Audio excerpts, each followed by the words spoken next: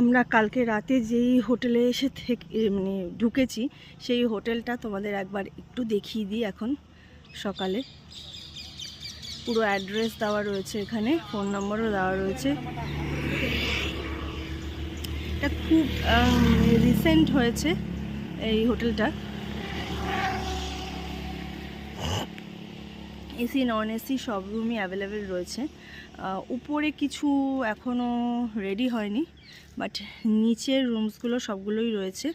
এখানে টোটাল নিচে 1 2 3 4 5 আর এদিকে 6 7 নিচে মোটামুটি 7টা রুম রয়েছে। তার মধ্যে আমরা 3টে রুমে রয়েছি, আর একটা রুম হচ্ছে 4 বেডেড রুম। সেখানে তোমরা অনায়াসে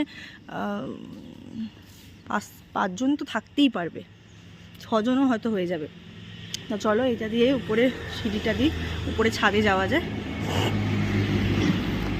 এখানে কিছু রুমস আছে, আর ওটা হচ্ছে অফিস। ওকে,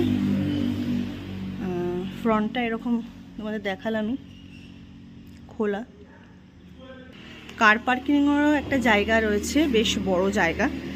তো এখান থেকে তোমরা যদি গাড়ি নিয়ে কেউ আসতে চাও তাহলেও কিন্তু তোমরা এখানে কার পার্কিং, এখানে তোমরা গাড়ি রাখতে পারো। ব্যাকেও কিন্তু অ্যাকোমোডেশন রয়েছে, বাট আমরা ফ্রন্টের দিকেই রয়েছি। চলো তোমাদের রুমগুলো একবার একটু দেখিয়ে দিই। যদি কেউ কার নিয়ে আসতে চাও তাহলে আসতে পারো।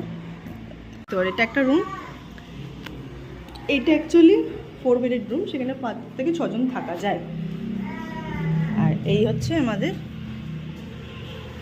একটু মেসি হয়ে আছে কারণ আমরা রাতে শুয়েছিলাম এখানে। এরকম একটা সাইজের বেড রয়েছে, ইগনোর করো এগুলো সব। এখানে লাগেজ রেখে দিয়েছি আমাদের। ওখানে একটা চেয়ার রয়েছে, এখানে একটা চেয়ার রয়েছে। এটা বাথরুম রয়েছে, বাথরুমে আমি পরে দেখাচ্ছি। এখানে টিভি রয়েছে, ক্যাবিনেট রয়েছে একটা, জিনিস রাখার জন্য এরকম ক্যাবিনেট রয়েছে, একটা ডাস্টবিন রয়েছে। আর এ পাশে একটা উইন্ডো রয়েছে ব্যাক সাইড দেখার জন্য। এরকমই আমি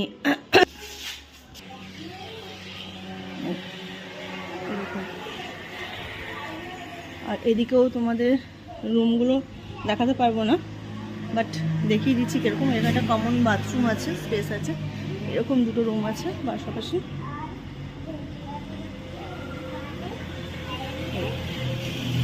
এরকম টাইপের রুম রয়েছে, এই রুমগুলো সেম টাইপের রুম।